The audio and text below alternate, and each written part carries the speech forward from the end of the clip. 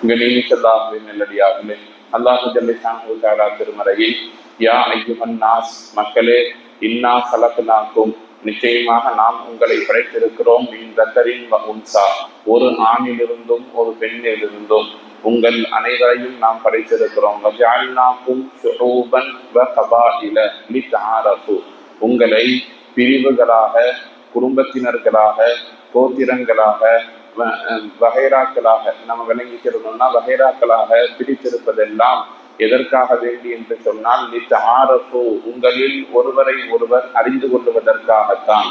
இன்ன அக்ரமக்கும் இந்தல்லாஹி அத்காக்கும், உங்களில் மரியாதையானவர், சங்கையானவர், கண்ணியமானவர் யார் என்று சொன்னால் அத்துக்காக்கும், உங்களில் இரையச்சம் உடையவர்கள் தான் என்று அல்லாஹ் இந்த வசனத்தில் பேசுகிறார். ஒரு ஆழமான சமுதாயம் எல்லா நேரத்திலேயும் நினைவில் வைத்திருக்க வேண்டிய அற்புதமான ஒரு பெரும் விளக்கத்திற்குரிய கருத்தை இந்த வசனம் நமக்கு சொல்லித் தருகிறது. இந்த ஆயத்தில் அல்லாஹ் சொல்ல வர்ற சுருக்கமான விஷயம், உங்களுக்கு மத்தியில் பல பிரிவுகள் இருக்கிறது. குடும்ப அடிப்படையிலேயும் சரி, அதே நேரத்தில் கொள்கை அடிப்படையிலேயும் சரி, ஊர் வாரியாக, குடும்ப வாரியாக, கொள்கை வாரியாக, மொழி வாரியாக, வாழ்வியலின் அடிப்படையில், கல்வியின் அடிப்படையில் நிறைய பிரிவுகள் இருந்தாலும் கூட அவையெல்லாம் எதற்காக நாம் வைத்திருக்கிறோம் என்று சொன்னால் லிதஆரஃபு, தெரிந்து கொள்வதற்காக. ஊரில் அப்துல் காதர்னு ஒருத்தர் இருக்கிறாருன்னா 10 பேர், 20 பேர், 100 பேர் இருப்பார். அதில் எந்த குடும்பத்தை சேர்ந்த, எந்த தெருவை சேர்ந்த, எந்த வகையராவை சேர்ந்த அப்துல் காதர் என்பதை தெரிந்து கொள்வதற்காகத்தான் அல்லாஹு ஜல்லிஷானஹு தஆலா கபீலாக்களாக, கோத்திரங்களாக, குடும்பங்களாக நம்மை பிரித்து வைத்திருக்கிறார். இந்த வகைரா இன்னாரமாக இன்னார்னு சொன்னா நம்மால் அவர்களை விளங்கி கொள்ள முடியும். இவை தெரிந்து கொள்வதற்கான முகவரி, அட்ரஸ் தானே தவிர இதில் எந்த விதமான ஏற்றத்தாழ்வும் இல்லை. இவற்றை மையமாக வைத்து நீங்கள் உங்களுக்கு மத்தியில் பிளவுகளை, பிரிவுகளை ஏற்படுத்தி கொள்ளக்கூடாது. எல்லாவற்றையும் தாண்டி ஒற்றுமை என்கிற விஷயம், இஸ்லாம், ஈமான் என்கிற அடிப்படையில் நீங்கள் ஒற்றுமையாக செயல்பட வேண்டும். என்ன காரணம்? இரையச்சம் யாரிடத்தில் இருக்கிறதோ அவர்கள்தான் சிறந்தவர்களை தவிர இந்த குடும்பத்தார் சிறந்தவர் அல்ல, இந்த கோத்திரத்தார் சிறந்தவர் அல்ல, இந்த படிப்பை படித்தவர் சிறந்தவர் அல்ல, இந்த கொள்கையை சேர்ந்தவர் சிறந்தவர் அல்ல என்பதை நாம் விளங்கிக் கொள்ள வேண்டும். நிறைய மக்கள் என்ன செய்யறாங்கன்னா, தான் எந்த இடத்தில் இருக்கிறோமோ, தான் எந்த கொள்கையில் இருக்கிறோமோ, தான் எந்த குடும்பத்தில் இருக்கிறோமோ, எந்த ஊரில் இருக்கிறோமோ, என்ன மொழியை பேசுகிறோமோ அதுதான் சிறந்தது, மற்றவர்கள் சிறந்தவர்கள் அல்ல, அதுதான் சரி, மற்றவர்கள் சரியானவர்கள் அல்ல என்கிற ஒரு முடிவுக்கு வருகிறார்கள். ஆனால் நாம் கவனிக்க வேண்டும், அல்லாஹ் ஜல்லிஷானஹு தஆலா பலதரப்பட்ட பிரிவினர்களை வைத்துத்தான் இந்த மார்க்கத்தை பாதுகாக்கிறார்.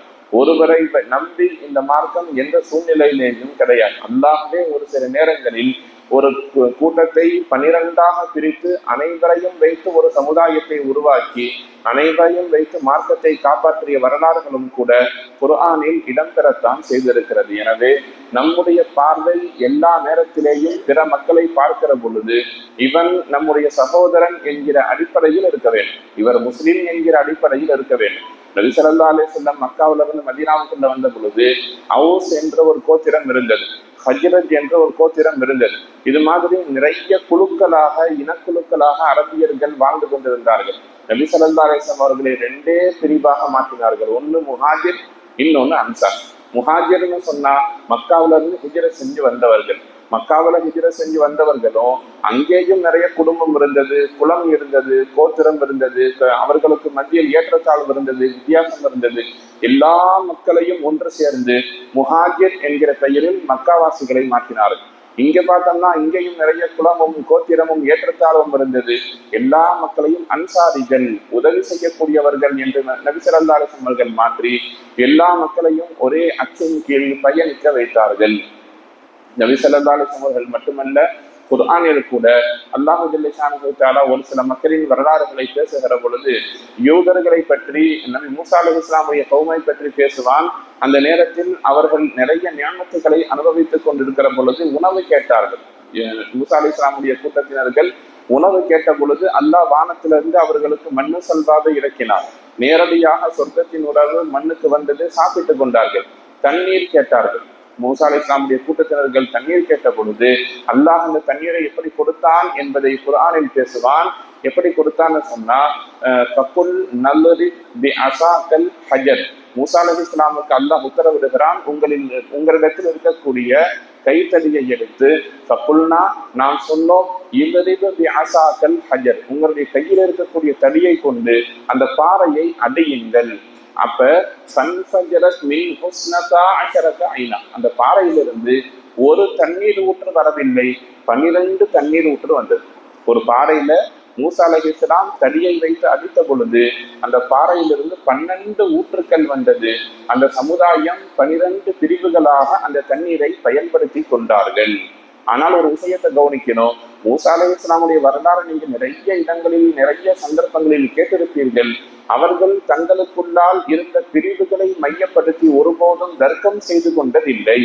இந்த 12 பிரிவுல நான் பெருசு நீ பெருசு என்றோ அல்லது நான் சிறந்தவன் நீ சிறந்தவன் என்றோ நான் தான் உயர்ந்தவன் என்றோ ஒருபோதும் அவர்களுக்கு மத்தியில் அவர்கள் சண்டை சச்சரவுகளில் ஈடுபட்டதில்லை என்பதை நாம் கவனிக்க வேண்டும்.